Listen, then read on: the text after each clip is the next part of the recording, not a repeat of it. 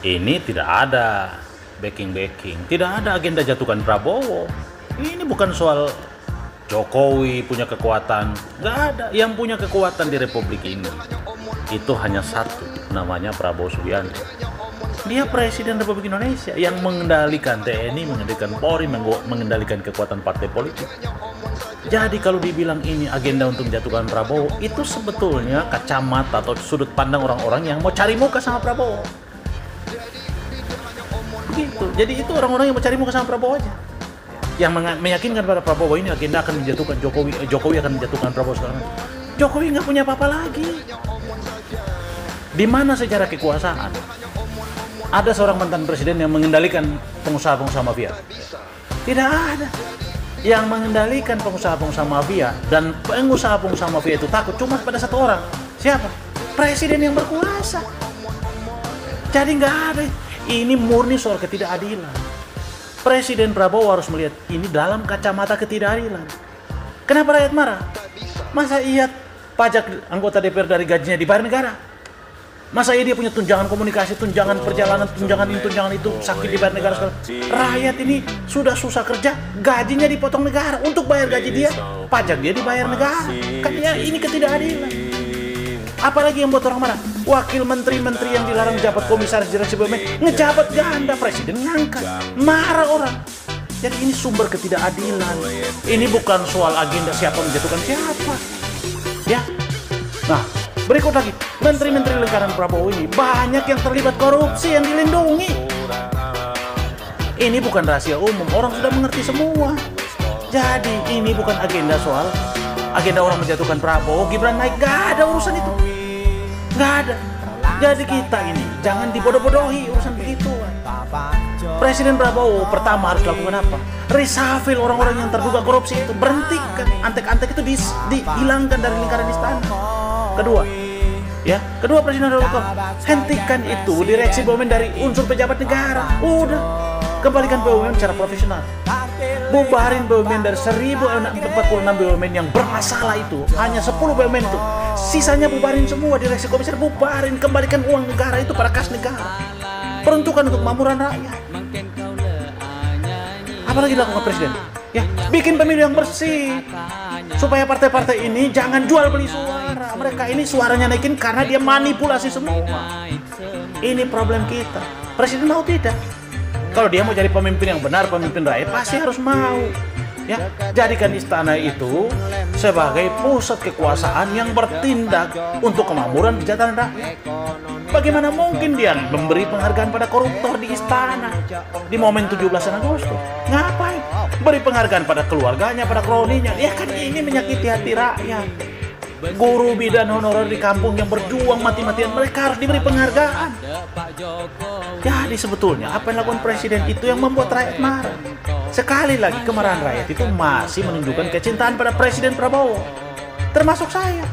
Kita senang cinta sama Presiden Prabowo, tapi kalau dia bertindak tidak adil, dia buat sesuatu yang menyakiti hati rakyat, semua orang marah dan saya marah. Kita masih menaruh harapan karena dia belum 1 tahun. Kita masih menaruh harapan. Nah kita lihat, mau dia bertindak atau tidak? Jadi ini aksi-aksi ini kalau dia sudah meluas, TNI tidak boleh dipakai. Tidak akan bisa TNI digunakan untuk alat untuk menjadi benteng pertahanan Prabowo. Tidak akan bisa walaupun dia ada unsur TNI. Sudah ada faktanya, Pak Harto tidak bisa menggunakan TNI. Jadi jangan membesar-besarkan itu. Ini soal ketidakadilan. Tukang kayu tidak seburuk yang kalian pikirkan selama ini. Dalam masa kepemimpinan si tukang kayu, bendera One Piece tidak pernah muncul ke permukaan. Blok Rokan, Chevron, Freeport, Indonesia menjadi pemilik yang seutuhnya. Masa pemerintahan sang tukang kayu juga, Blok Ambala, tidak ada kompromi, tidak ada negosiasi. Itu adalah milik Indonesia. Simpel kita mengatakannya, tapi cuma beliau yang bisa melakukannya. Si tukang kayu yang tidak takut apabila diadu, si tukang kayu yang selama ini kalian hina, ternyata belum ada tandingannya. Jokowi adalah bukti hidup bahwa seorang legenda politik tidak pernah benar-benar pensiun. Meski tak lagi duduk di kursi presiden, namanya masih menjadi pusat perhatian, pusat perbincangan, dan pusat serangan. Agenda setting untuk mendegradasi, memfitnah, bahkan jejak kebaikannya terus digencarkan oleh pihak-pihak yang tak pernah bisa menerima kenyataan. Tapi disinilah letak kesaktiannya. Semakin difitnah, semakin dicintai rakyat. Jokowi bukan sekadar mantan presiden. Ia adalah simbol kepemimpinan yang membumi, yang belum tergantikan di hati rakyat. Seperti legenda yang terus hidup di setiap cerita, Jokowi tak terkalahkan. Dan sejarah akan mencatatnya sebagai salah satu tokoh politik terbesar dalam perjalanan bangsa Indonesia. Ingatkan masalah gaya hidup, lifestyle. Jangan sampai dalam situasi yang sulit ada letupan-letupan sosial karena adanya kecemburuan sosial ekonomi. Hati-hati. Hingga saya ingatkan yang namanya Polres, Kapolres, yang namanya Kapolda, yang namanya seluruh pejabat utama perwira tinggi, ini rem total masalah gaya hidup. Jangan gagah-gagahan karena merasa punya mobil bagus atau motor gede yang bagus. Hati-hati, hati-hati. Saya ingatkan hati-hati. Masanya yang lalu-lalu sudah usai. Teknologi sekarang ini menyebabkan interaksi sosial berubah total. Sosial media bisa mengabarkan bukan hanya TV, bukan hanya media cetak, media online. Pribadi-pribadi kita sekarang bisa menjadi surat kabar, bisa menjadi media yang setiap saat bisa memunculkan perilaku-perilaku kita sehari-hari kayak apa, meskipun sembunyi-sembunyi. Saya terlalu banyak mendapatkan laporan, sehingga kembali lagi gaya hidup, urusan kecil-kecil,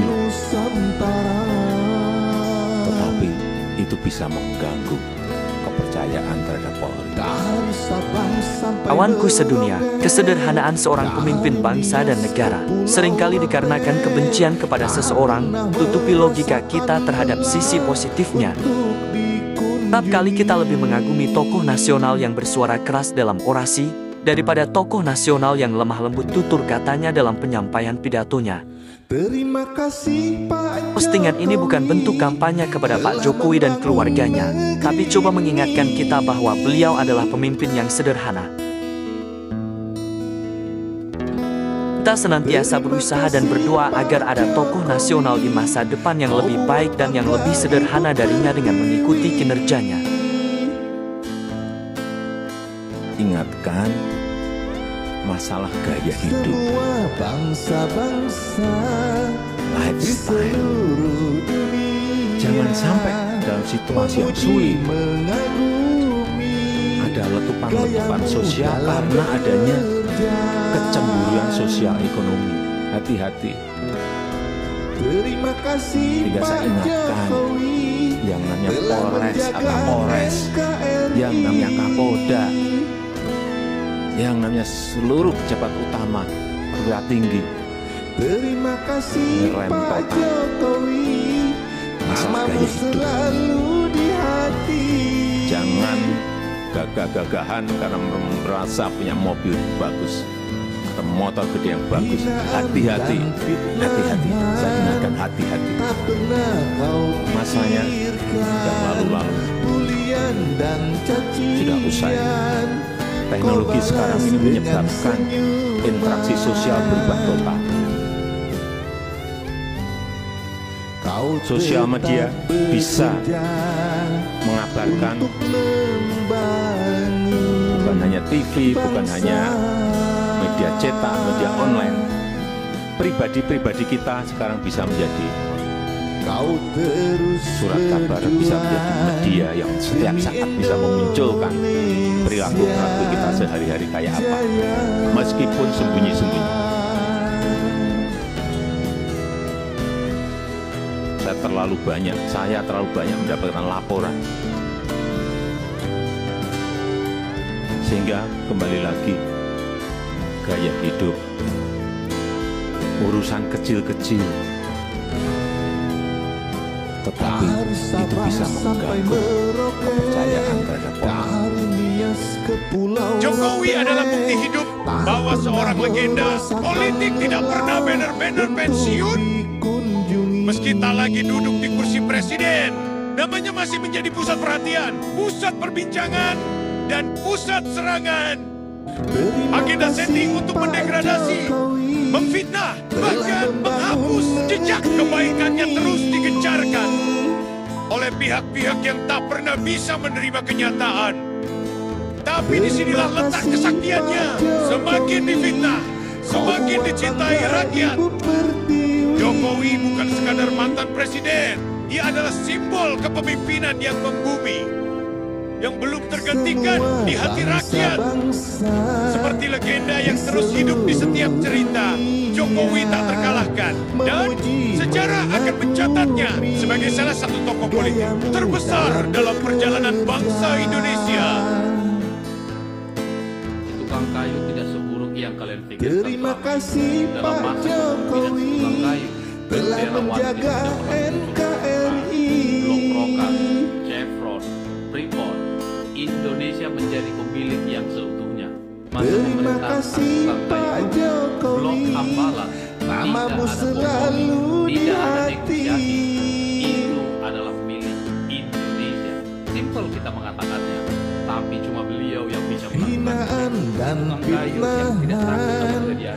tak Si tukang pernah kayu yang kau selama ini kalian ingat, pikirkan. ternyata belum ada tandingannya. Pujian dan cacian. Ini tidak ada backing, tidak ada agenda jatuhkan Prabowo. Ini bukan soal Jokowi punya kekuatan, nggak ada. Yang punya kekuatan di Republik ini itu hanya satu, namanya Prabowo Subianto. Dia Presiden Republik Indonesia yang mengendalikan TNI, mengendalikan Polri, mengendalikan kekuatan partai politik. Jadi kalau dibilang ini agenda untuk menjatuhkan Prabowo, itu sebetulnya kacamata atau sudut pandang orang-orang yang mau cari muka sama Prabowo. Begitu. Jadi itu orang-orang yang mau cari muka sama Prabowo aja. Yang meyakinkan pada Prabowo ini agenda akan menjatuhkan Jokowi, Jokowi akan menjatuhkan Prabowo sekarang. Jokowi nggak punya apa-apa lagi.